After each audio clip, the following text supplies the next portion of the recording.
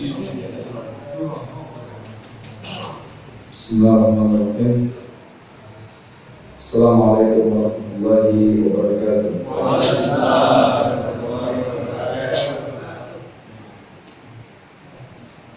Alhamdulillahirabbil alamin wa bihi nasta'in ala umuri dunya waddin. Wassalatu wassalamu ala asyrafil anbiya wal mursalin wa ala alihi wa ashabihi ajma'in, amma ba'd. Pada iman jemaah salat maghrib dan juga insyaallah salat isya dimuliakan Allah Subhanahu wa taala. Kajian tentang Al-Qur'an Al-Karim rahimahullah, tentang Al-Fatihah sebagai muqaddimah Al-Qur'an Al-Karim.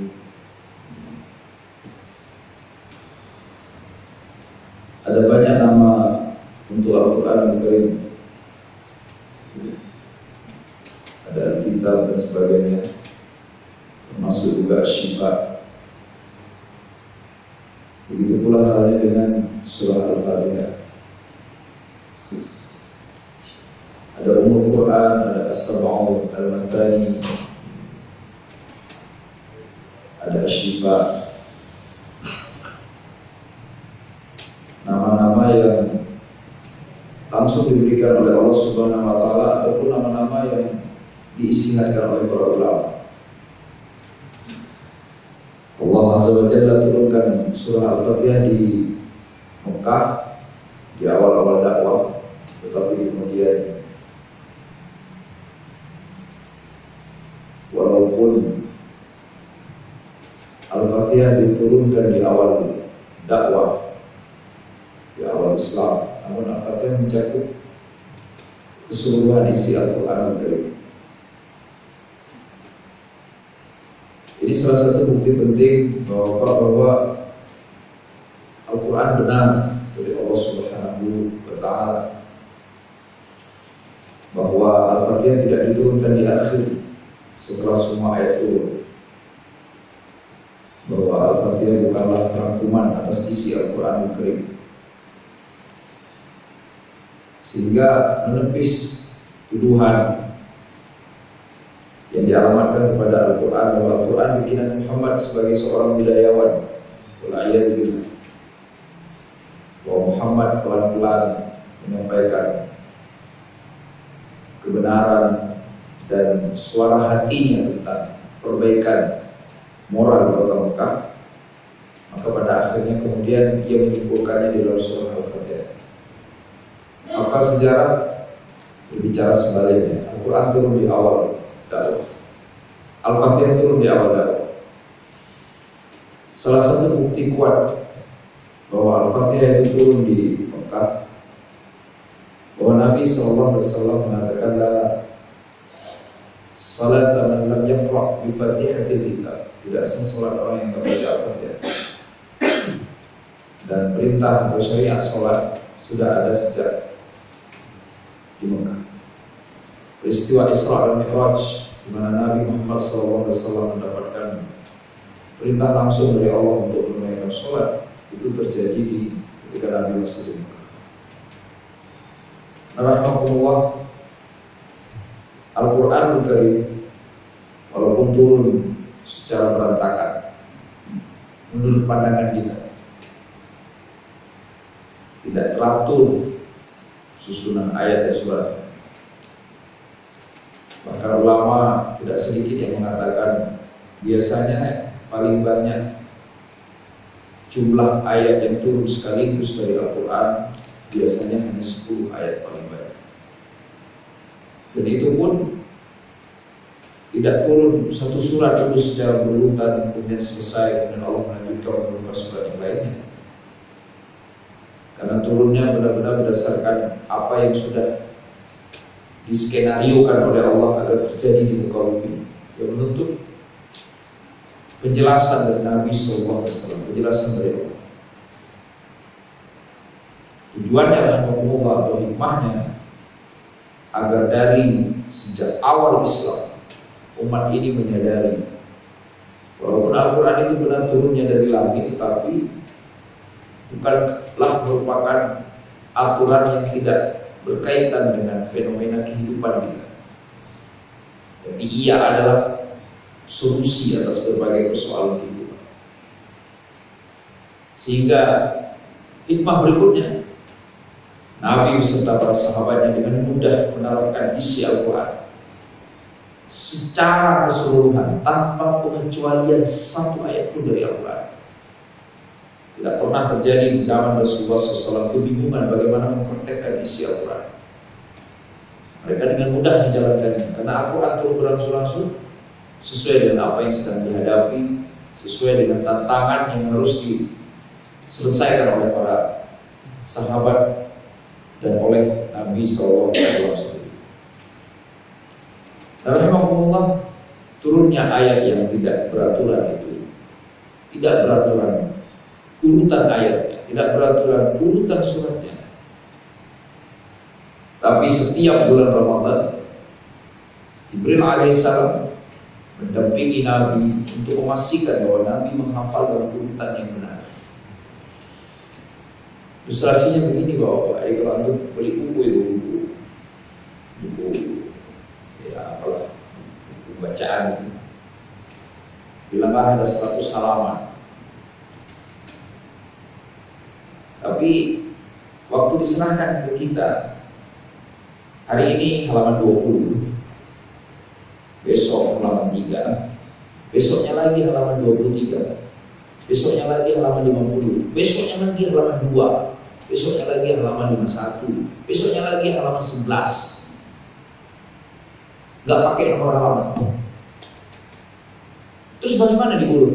Diurut berdasarkan urutan yang diketahui oleh Allah Subhanahu wa Ta'ala. Jadi begitu sampai setiap kali Jibril menyampaikan ayat kepada Nabi, Jibril sampaikan ayat ini sebelum ayat ini, setelah ayat ini. Jadi disampaikan posisinya. Dan kemudian setiap bulan Ramadan dihafalkan secara berurutan, walaupun belum sempurna.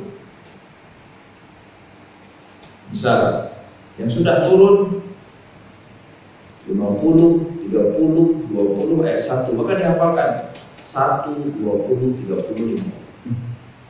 Kita berdoa.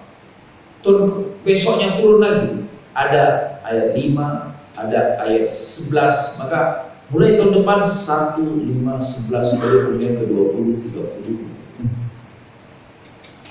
Pertanyaannya Bapak, mungkin nggak yang kayak gitu dibikin manusia? Kalau rentang waktunya singkat, mungkin. Itu pun hari ini mungkin. Zaman dulu nggak ada alat perekam dalam bentuk tertulis, nggak ada komputer. Semuanya berbasis kepada hafal, dan itu diturunkan berantakan seperti itu. 23 tahun. Tidak di satu tempat, di sembarang tempat, dimanapun Nabi berada. Awalnya di Gua Hira, kemudian ada di depan Ka'bah, kemudian ada di mana-mana, di Mekah, di Madinah, di perjalanan antara Mekah dan seterusnya. Maka Jibril setiap Ramadan mendampingi Nabi, memastikan bahwa dua hal. Satu, tidak ada yang dilupakan oleh Nabi karena turunnya tidak sekaligus. Yang kedua, urutannya benar. Tidak ada nomor. Tidak ada Jibril ngomong ke Nabi, ini Muhammad ayat 1 ya, ini ayat 5, ini ayat 10. Penomorannya diberikan kemudian. Maka sampai kemudian selesai di Ramadan terakhir hidupnya Nabi Muhammad SAW di tahun 10 Hijriah. Pada tahun itu, di Ramadan itu, Jibril menyimak murajaah hafalan Nabi 2 kali khatam. Nah, setelah itu Rasulullah SAW tidak lama kemudian. Rahimahullah, Fatihatul Kitab. Kemudian begitu Al-Quran selesai, dari awal sudah ditempatkan, kemudian kita pertama sejak Al-Fatihah turun, Al-Fatihah sudah ditempatkan di awal, bukan baru ditempatkan di awal pada saat Nabi jelang wafat, sudah di awal. Begitu turun langsung Al-Fatihah di awal. Padahal turunnya bukan yang paling pertama, namun termasuk awal suar yang turun kepada Nabi. Surat-surat pertama yang turun. Kita semua tahu bahwa yang pertama turun Al-Alaq, kemudian Al-Mudaththir. Ulama banyak yang mengatakan setelah Al-Alaq, setelah Al-Mudaththir, bukan yang paling awal. Nah, isinya muqaddimah Al-Quran. Isinya menggambarkan keseluruhan kandungan Al-Quran. Maka saudara, kalau dimuliakan Allah Azza wa Jalla, kedudukan Al-Fatihah sedemikian tingginya dibandingkan seluruh surat yang lain di dalam Al-Quran. Walaupun setiap ayat, setiap surat tentulah memiliki keistimewaannya masing-masing. Fatihatul Kitab paling sering dibaca, wajib dibaca di dalam setiap sholat, di dalam setiap rakaat. Maka silahkan ada orang nggak hafal surat manapun, tetapi nggak mungkin dia nggak hafal Al-Fatihah. Karena berarti jika tidak menghafalnya dia nggak sholat, dia pasti hafal. Maka banyak sekali ulama mengatakan memahami makna Al-Fatihah, memahami utamanya adalah keniscayaan. Itu tentang status kita sebagai seorang Islam. Hampir sama dengan memahami pelaksanaan syariat wudu. Karena la salata liman la wudu'a. Tidak ada sholat bagi orang yang nggak wudu. Nggak sah sholat bagi orang yang wudunya bermasalah. Maka mukmin pasti dia paham betul bagaimana berwudu dengan cara kita. Karena resikonya terlalu besar. Sebagaimana juga Al-Fatihah.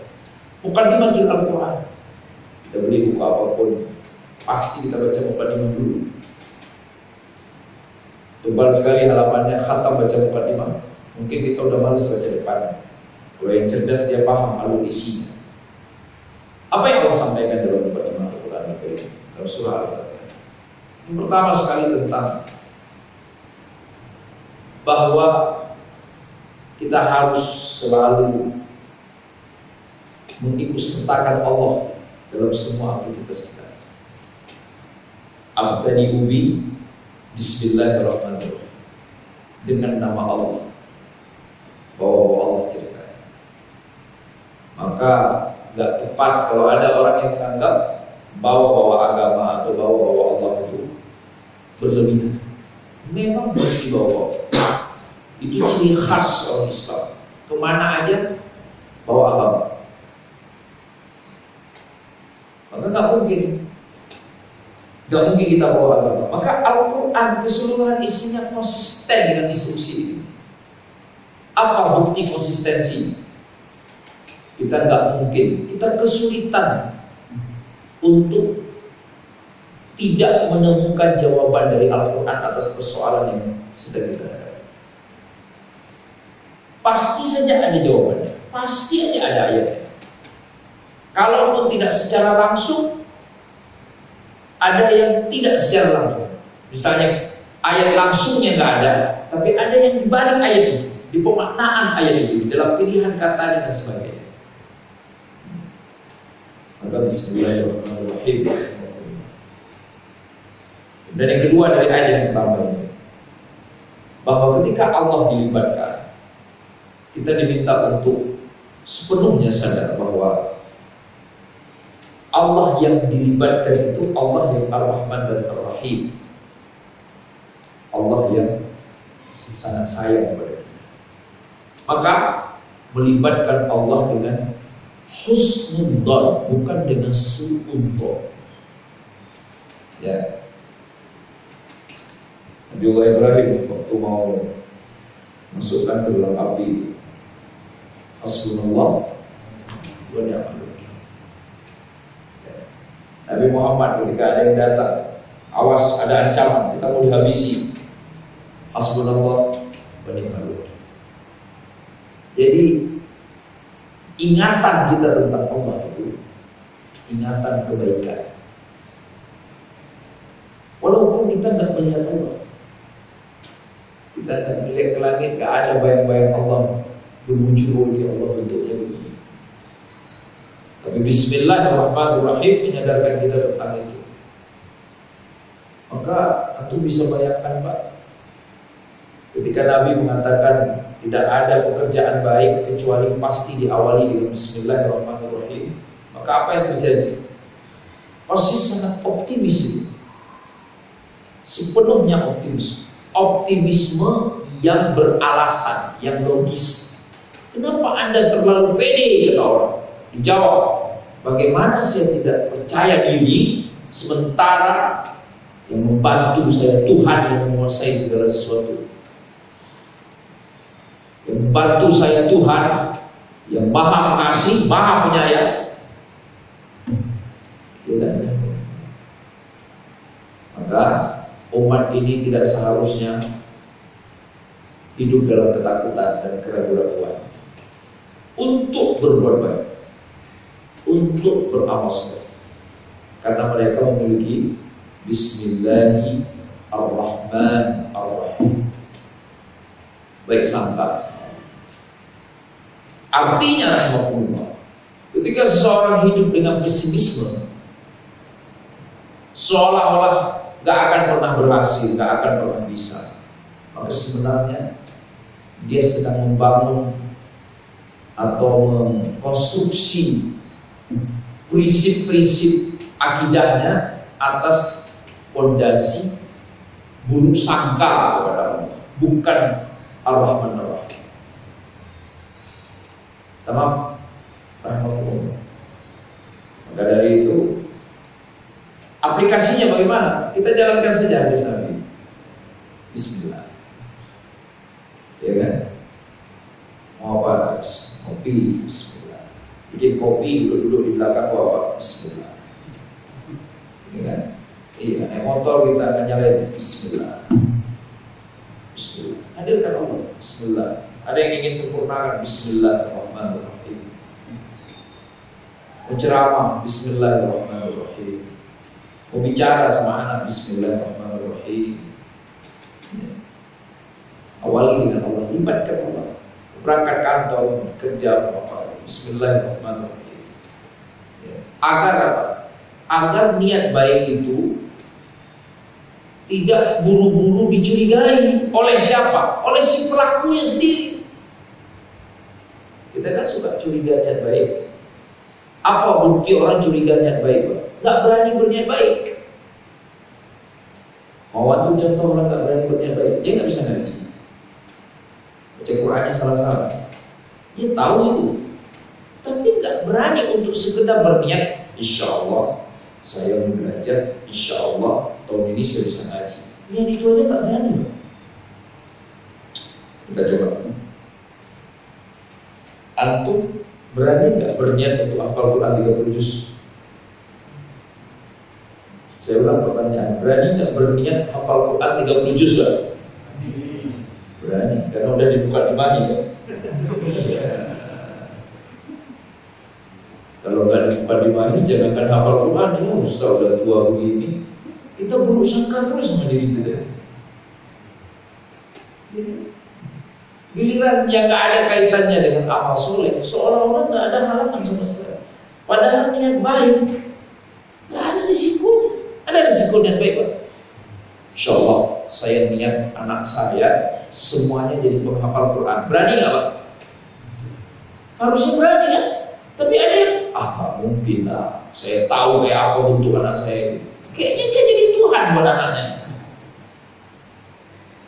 Itu yang terjadi. Maka kita hadirkan lagi Bismillahirrahmanirrahim. Allah Maha Pengasih Maha Penyayang. Hadis Nabi-nya udah jelas, man hamma bihasanatin falam ya'malha. Ingin melakukan kebaikan, udah niat tapi gagal melaksanakan, dapat satu pahala. Maka kan kita kadang-kadang duduk-duduk kan mikir, kita habis sholat ini, kenapa orang gak berbuat ini? Kenapa orang santai-santai saja? Padahal dia punya wewenang, punya waktu, punya tenaga, punya biaya. Dia kalau gaji ustaz 1 juta 1 bulan lebih dari sanggup. Duitnya banyak. Waktu berlimpah, orang bukan dia yang kerja, anak buahnya. Tapi nggak tergerak, dia telepon, Ustaz, rumah saya ngajarin saya ini, saya kasih 1 juta 1 bulan. Seminggu 2 kali aja. Saya pengen bisa ngaji tahun ini. Ramadan tahun depan saya mau tadarus. Nggak terjadi. Langsung begitu merasa, oh, saya nggak bisa ngaji, ya kabur aja dari pengajian. Nggak berani berniat. Ya, ini masalah kita. Bisa jadi masalah ini karena kita nggak lagi menghayati Bismillahirrahmanirrahim. Ya. Bismillahirrahmanirrahim. Nah, ini yang masalah kita kan. Pengen juga kita sesekali kan lihat orang dijemput sama istrinya ke masjid. Kenapa? Gak pulang-pulang ngaji terus. Yang ada dijemput ke lapangan badminton. Disuruh-susurin gimana? Susurin aja guna itu. Pulang-pulang badminton. Jemput ke tempat nongkrong, jemput tempat gaplek, jemput tempat main catur. Nah, ada kan? Coba jemput ayah, gak pulang-pulang dari masjid. Masya Allah, sampai lagi ngaji. Dulu kan, begitu kan, yang diingatkan sama Allah. Alladzina yarmuna al-muhsanat al-mu'minat al-ghafilat. Itu Pak, saya lama sekali ngerti al-ghafilat itu lagi saya dulu masih pesantren, masih sekolah. Kenapa ini Allah bilang al-ghafilat? Kan itu arti ayatnya orang-orang yang menuduh wanita yang lalai, wanita yang mukmin terjaga dan dia lalai, menuduh mereka berzina, maka kalau nggak ada bukti dia dicambuk 80 kali, kan? Itu saya lama mikir itu, lalai, kan lalai negatif. Kita kalau bilang kata lalai negatif atau positif mana? Negatif, lalai negatif. Nggak taunya itu lalai apa maksudnya? Lalai dari berbuat buruk. Jadi dia keasikan jadi wanita solehah sampai gak kepikir untuk maksiat segitunya. Dan itu ada orang begitu. Masya Allah. Kok bisa? Salah satunya dia karena baik sangka sama Allah. Akhirnya dia sibuk sekali. Gak ada waktu dia untuk berpikir buruk saja, dia gak ada waktu. Apalagi melakukan yang buruk. Jadi bisa jadi rahimahullah gak banyak amal soleh kita karena berawal dari gak banyak niat kita untuk beramal soleh.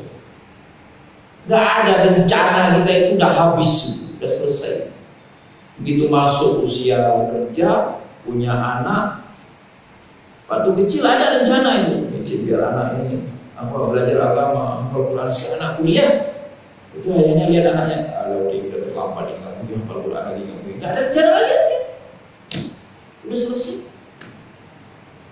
Jadi hidupnya begitu aja, ya ke masjid, tapi nggak progresif, nggak ada progres lagi, selesai kan?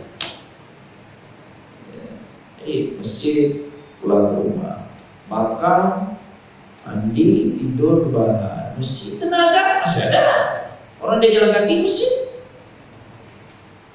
Kuat masih, sehat masih, duit masih, anak masih, istri masih. Tapi gak ada lagi niat baik. Kenapa? Buruk sangka sama Allah. Temannya masih ngajak, Haji, belajar ngaji yuk. Alah, suruh saya mana bisa lagi. Haji kopi yuk, bismillah. Kalau mobil bismillah. Ini terjadi. Ini masalah kita kayaknya. Semoga kita semua selamat dari itu, Pak. Semoga. Yang kedua, alhamdulillahirabbil alamin. Segala puji bagi Allah, Rabb semesta alam. Ada apa dengan alhamdulillahirabbil alamin? Dua hal. Satu, jangan lupa terima kasih. Yang kedua, berterima kasihlah kepada Allah. Jangan lupa terima kasih. Dan ketika berterima kasih, pastikan itu ke Allah. Jadi untuk perhatikan itu ayat per ayat itu, nggak ada yang nyuruh kita tidur, Pak. Nggak ada yang nyuruh kita menikmati masa pensiun atau menikmati banyak uang tabungan atau deposito atau aset atau saham, nggak ada. Coba, harus berterima kasih dan berterima kasihnya kepada Allah. Apa fondasi kita agar terdorong untuk berterima kasih? Kesadaran akan nikmat. Pertanyaannya, banyak kan nikmat kita? Banget kan? Iya. Kalau sadar nikmat, nggak sanggup kita diam. Kita pengen gerak terus. Sakit, orang lain meninggal, kita hidup lagi. Gimana caranya mau diam, mau nggak terima kasih ke Allah? Anak orang jatuh motor meninggal, anak kita sehat lagi, kuliah lagi dia. Siapa itu? Kan Allah semua itu. Istri orang kena laki-laki lain, dia minta cerai. Istri kita, dia bawa muka dari laki-laki lain. Aku hanya mencintai suamiku, kata dia. Walaupun kadang suaminya nggak begitu kan.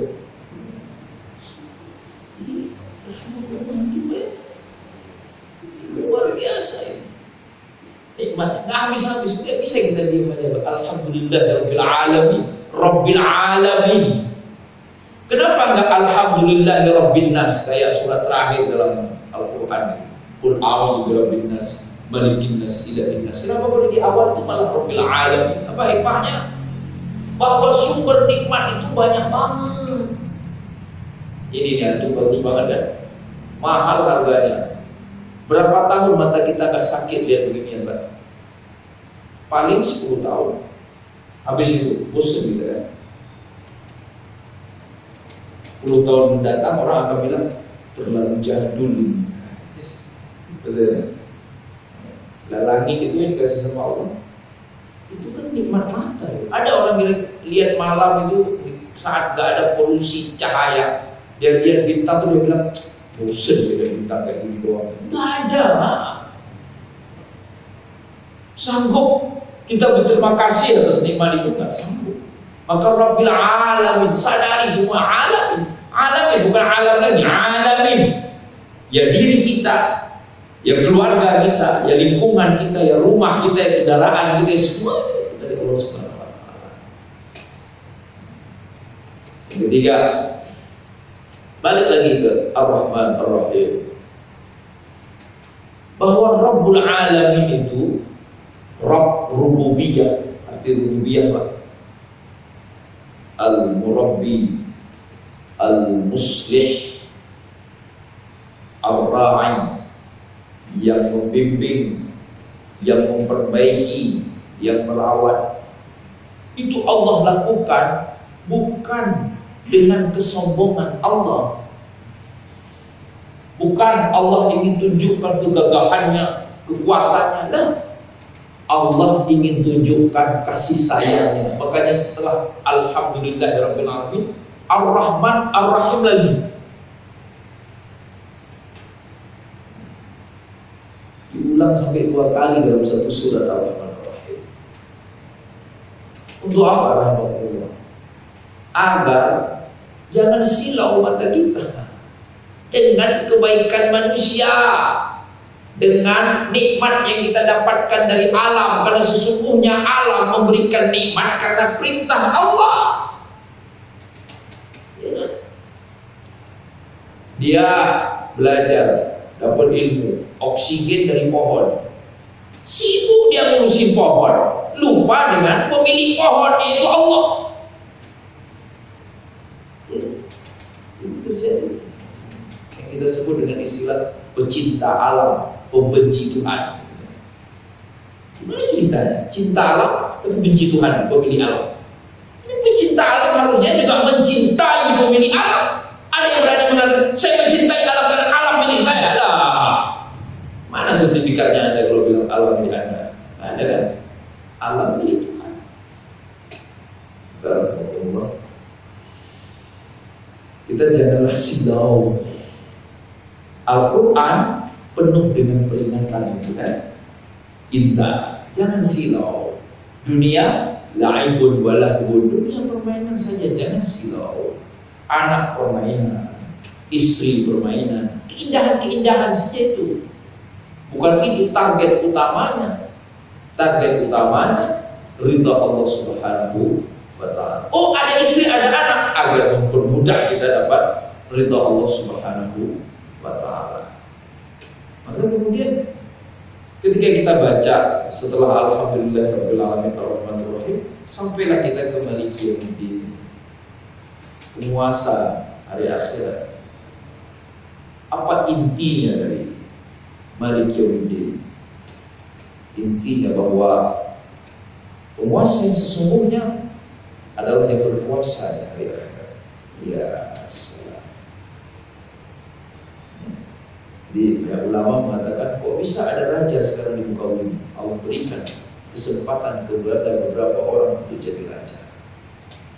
Allah ingin lihat kualitas amanahnya dijalankan atau tidak. Karena yang namanya raja, harusnya kekuasaannya tidak harus berakhir. Kan begitu, dia yang berkuasa, dia yang tentukan. Allah Azza wa Jalla Maliki Yaumiddin. Yang kedua, bahwa kekuasaan itu diatur dengan sistem agama. Yang standar agamanya bagus, maka selamat di akhirat. Yang standar agamanya buruk, maka celaka. Nah, rahimakumullah, kita buka Al-Quran, Al-Fatihah, Al-Quran, dan Nisa, semuanya sampai ayat terakhir. Isinya bagaimana menjalankan hidup ini sesuai dengan standar agama. Ini sangat match kan? Di mukaddimahnya Maliki Yaumiddin. Kita masih bertanya-tanya lah. Berarti nanti setelah kita mati dibangkitkan, penguasanya hanya Allah, nggak ada lagi orang yang diberikan kesempatan berkuasa, dan Allah menjalankan kekuasaan pada hari itu murni dengan agama. Kita pasti bertanya-tanya, gimana caranya pada hari itu nanti kita juga harus selamat? Ya dengan agama. Agama yang mana? Syariat yang mana? Ya tinggal baca aja mulai dari Al-Baqarah sampai penghujung Al-Quran. Itulah yang disebut oleh Ummul Mukminin ketika ditanya kaifa kana khuluqun Nabi, bagaimana dulu akhlak Nabi, jawabannya kana khuluquhu Al-Quran. Menjalankan hidupnya, perilakunya, tindak tanduknya semuanya berdasarkan kepada Al-Quran. Iyyaka na'budu wa iyyaka nasta'in. Tentang ibadah, tentang meminta pertolongan, komitmen. Jadi orang terserah dia melakukan apapun, selama dia melakukannya dengan tolak ukur agamanya, maka dia dianggap beribadah.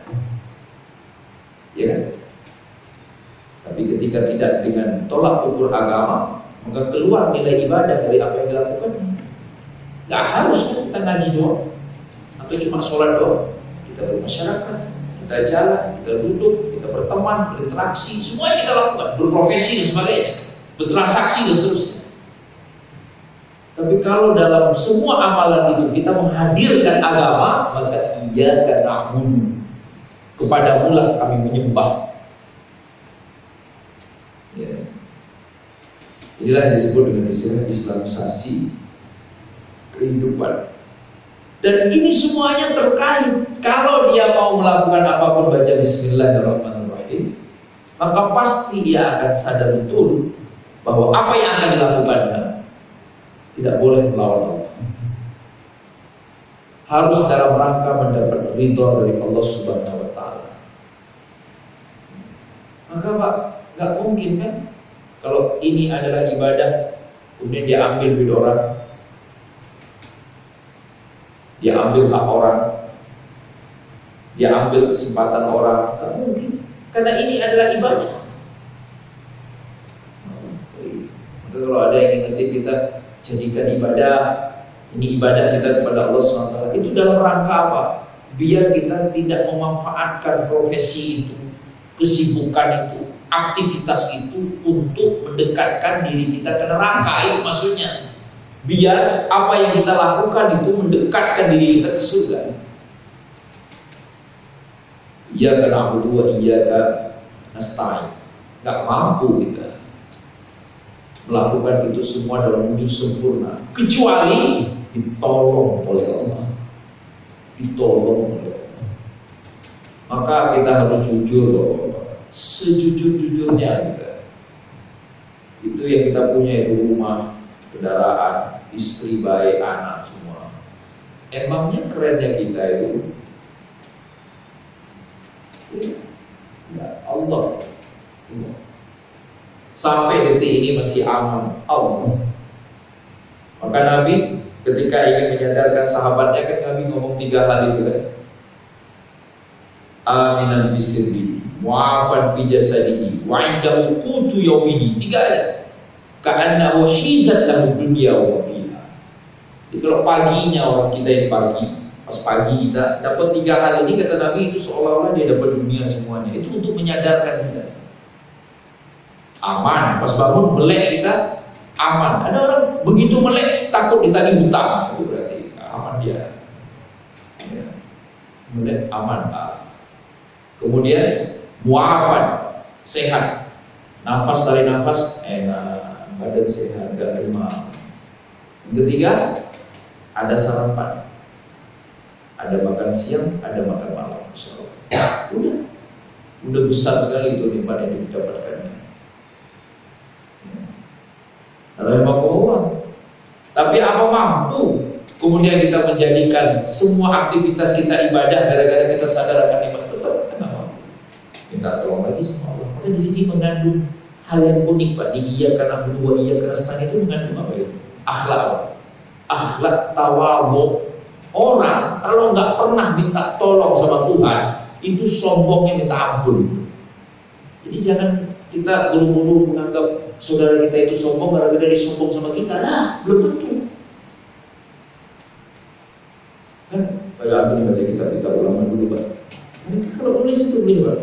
Aku sudah menghatamkan hafal Quran pada usia 7 tahun. Aku sudah menghatamkan belajar fikih pada usia 10 tahun. Aku sudah menghatamkan sekian hadis pada usia. Orang sekarang kalau baca itu dia bilang apa? Sombong amat sih. Biasa aja kayak nggak usah cerita-cerita. Pertanyaannya itu orang itu sedang sombong sama Allah atau sombong sama manusia? Orang aja merasa dia sombong, padahal dia menceritakan fakta yang terjadi yang dia alami pada masa kecilnya. Dia sama Allah manusia. Kenapa? Dia minta tolong sama Allah. Assalamualaikum, ya doa dulu. Ya tolong aku ya. Itu bukti orang nggak sombong. Orang angkat tangan begini bukti orang nggak sombong. Awali ketidaksombongan kita di hadapan Allah. Jangan kita sibuk sekali, repot sekali biar gak sombong sama makhluk, tapi sama Allah sombongnya minta ampun. Gak pernah diminta doa, gak pernah minta apa-apa sama Allah. Kalaupun minta ngasal lalu kan, Allah, anak saya ada rezeki sehat, rezeki banyak ya Allah, amin. Kamu deh. Giliran ngomong sama manusia, Assalamualaikum Pak Haji, semoga sehat. Maaf ya, ini sedang susah, tolong dibantu sedikit Pak Haji. Dia baik banget. Sama Tuhan dia sombong. Iyyaka na'budu wa iyyaka nasta'in. Begitu dalam hidup kita. Dalam sehari itu lupa kita minta sama Allah. Saat itu juga kita bisa terjerumus dalam kelompok yang sombong sama Allah. Sombong sama Allah selesai kita. Dalam banyak sekali ulama mengatakan sifat tercela yang mematikan itu adalah kesombongan.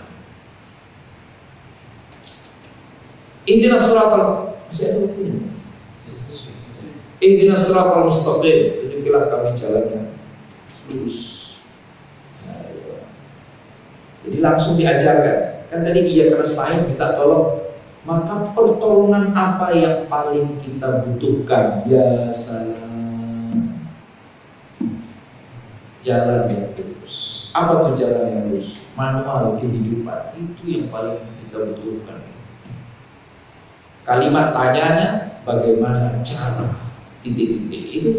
Bagaimana cara berkeluarga, bagaimana cara kelola pikiran, bagaimana cara kelola perasaan, bagaimana cara kelola lisan, bagaimana cara bersahabat, bagaimana cara bertetangga, bagaimana semuanya tentang bagaimana caranya. Itu ihdinas siratal mustaqim.